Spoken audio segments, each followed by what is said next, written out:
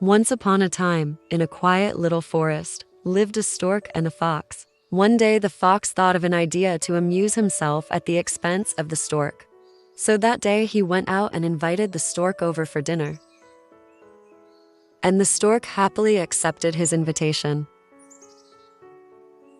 So the next day the stork flew over to the fox's home with a big appetite.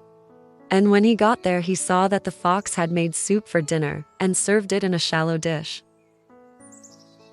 Once they began having dinner, the fox was easily able to lick the soup off the plate, but the stork struggled really hard because of his long beak.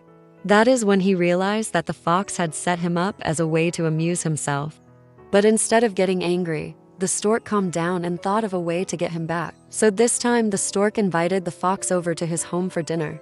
So the next day the fox went over to the stork's house for dinner, and once he got there, he could smell that the stork had caught fresh fish from the river nearby, and they smelled very appetizing. Once he sat down to eat, the stork served the food in a tall jar with a narrow neck.